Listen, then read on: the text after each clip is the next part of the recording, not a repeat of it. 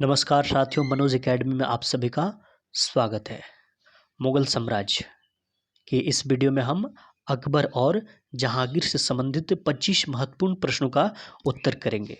यह मुगल साम्राज्य का भाग 2 है। इससे पहले मुगल साम्राज्य का भाग 1 अपलोड हो चुका है, तो जिन्होंने मुगल साम्राज्य भाग 1 नहीं देखा है वो हमारे चैनल मनोज एकेडमी में जाकर वो वीडियो देख सकते हैं।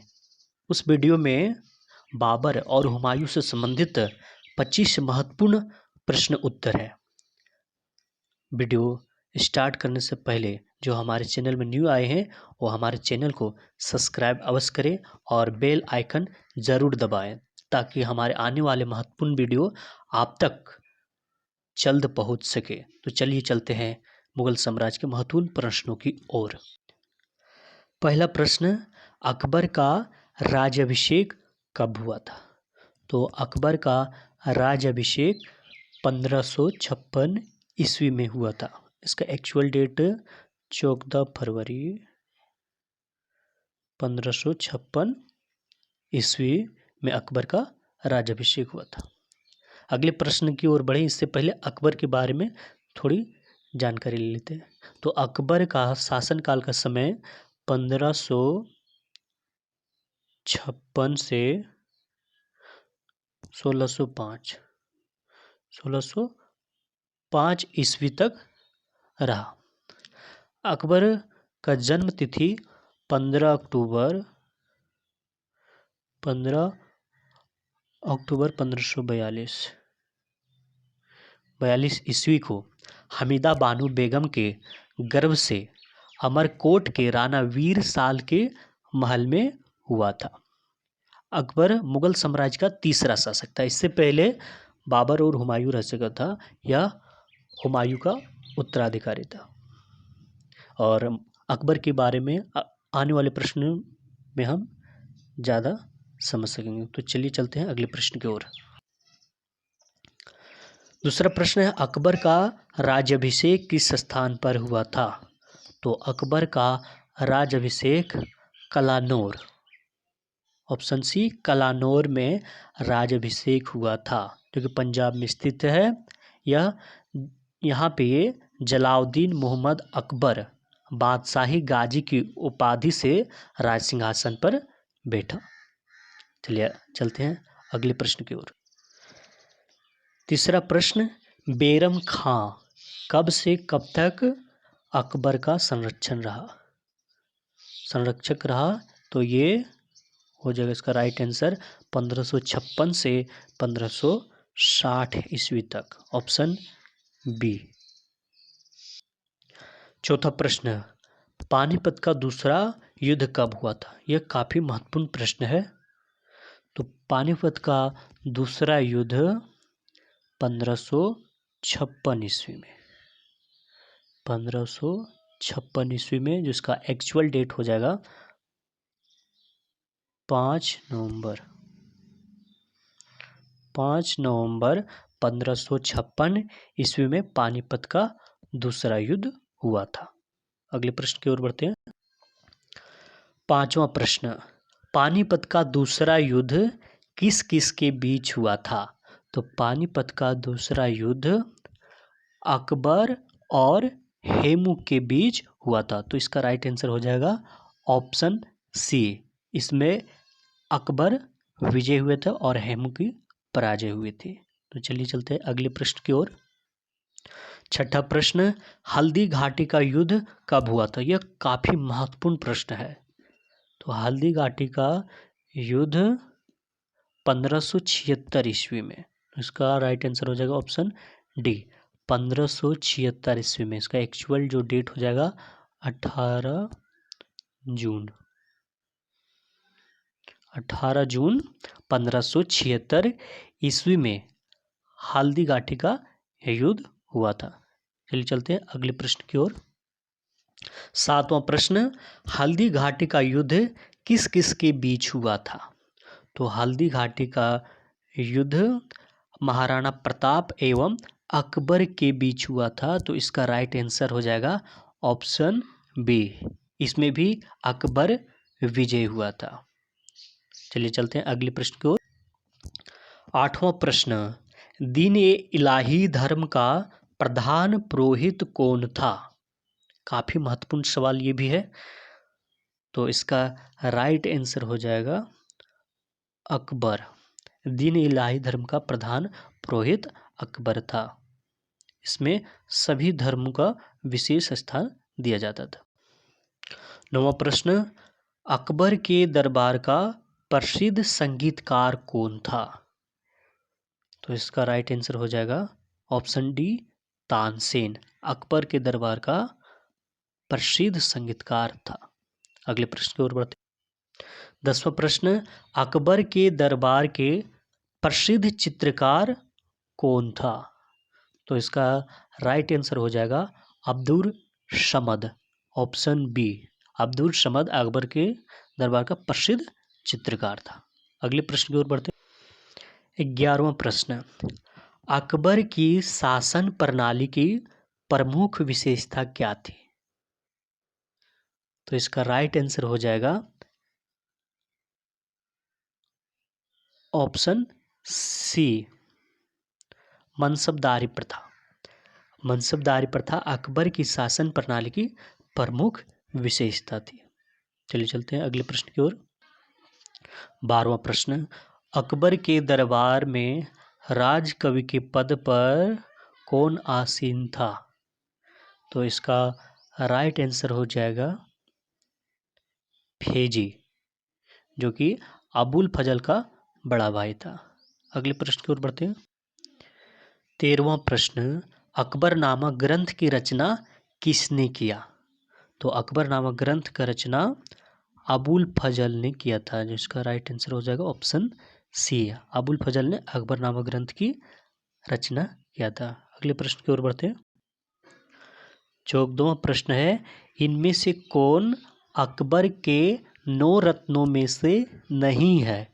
इसमें पूछा गया है 9 रत्नों में नहीं है। तो इसका राइट आंसर हो जाएगा अब्दुल समद।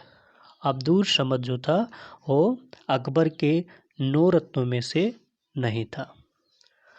अकबर का 9 रत्नों में से अबुल फजल, फेजी, तानसेन, बिरबल, टोडरमल, राजा मान सिंह, अब्दुल रहीम खान खाना, फ़कीर अजीउद्दीन और मुल्ला दो प्याजा, यही अकबर के 9 रत्न थे। चलते हैं अगले प्रश्न की ओर। 15वां प्रश्न, अकबर का मृत्यु कब हुआ था? तो इसका राइट आंसर हो जाएगा ऑप्शन डी, 1605 ईस्वी में। इसका एक्चुअल डेट है 16 अक्टूबर 1605 ईस्वी को अकबर की मृत्यु हो गई। इसे आगरा के निकट सिकंदरा में दफनाया गया था। आगे प्रश्न की ओर बढ़ते हैं।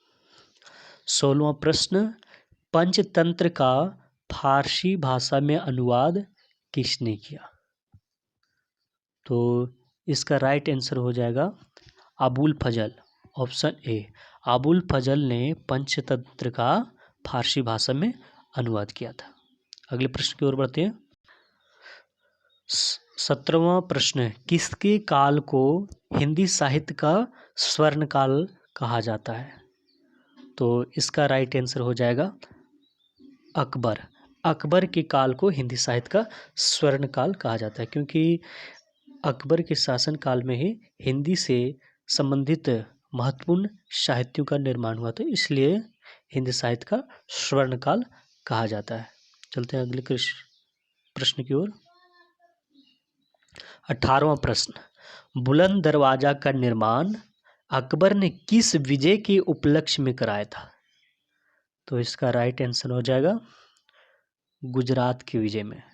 गुजरात के विजय होने के बाद अकबर ने बुलंद दरवाजा का निर्माण कराया था, और इस गुजरात में जो वहाँ का शासक था मुजफ्फर खां तृतीय को पराजित करने के बाद ये बुलंद दरवाजा का निर्माण कराया था। अगले प्रश्न की ओर बढ़ते हैं। 20वां प्रश्न, अकबर कौन सा वाद्य यंत्र बजाता था? काफ़ी महत्वपूर्ण प्रश्न है। तो अकबर इन नगाड़ा वाद्य यंत्र बजाया करता था। नकारा कहीं कहीं लिखा रहता है। तो चलते हैं अगले प्रश्न की ओर। 21वां प्रश्न, अकबर का उत्तराधिकारी कौन हुआ? तो अकबर का उत्तराधिकारी सलीम हुआ। ऑप्शन ए इसका राइट आंसर हो जाएगा सलीम, जो 24 अक्टूबर 1605 ईस्वी को नूरुजुद्दीन मोहम्मद जहांगीर बादशाही गाजी की उपाधि धारण कर गद्दी पर बैठा। अब जहांगीर से संबंधित थोड़ा जानकारी लेते हैं। तो जहांगीर का जन्म 30 अगस्त 1569 ईस्वी में हुआ था। और जहांगीर के शासनकाल के दौरान ही ब्रिटिश राजदूत कैप्टन हॉकिंस इनके राज दरबार में पहुंचा था। बाद में इनको मनसबदार बना दिया गया, जो कि 1613 के आसपास इनके दरबार में रहा था। अगले प्रश्न की ओर बढ़ते हैं।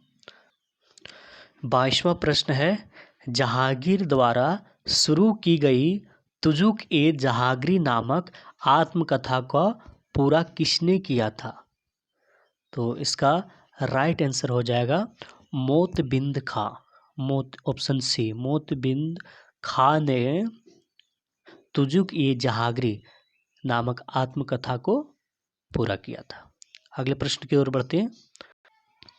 23वां प्रश्न, किसके विरुद्ध सफलता से खुश होकर जहांगीर ने खुर्रम को शाहजहां की उपाधि प्रदान की थी? तो इसका राइट आंसर हो जाएगा मलिक अंबर, ऑप्शन डी, जो कि अहमदनगर के वजीर थे। और इन्हीं के विरुद्ध सफलता पाने के कारण जहांगीर ने खुर्रम को शाहजहां की उपाधि प्रदान की थी। तो चलिए चलते हैं अगले प्रश्न की ओर। 24वां प्रश्न, किसके शासन काल को चित्रकला का स्वर्ण काल कहा जाता है? तो इसका राइट आंसर हो जाएगा जहांगीर के शासन काल को ही चित्रकला का स्वर्ण काल कहा जाता है, क्योंकि इसके समय में ही चित्रकला अपने चरमोत्स पर था। कहा जाता है कि इन्हीं के शासन काल में चित्रकला, क्योंकि जहांगीर ने आगा राज्य के नेतृत्व में आगरा में एक चित्रणशाला की स्थापना भी की थी। अगले प्रश्न की ओर बढ़ते हैं।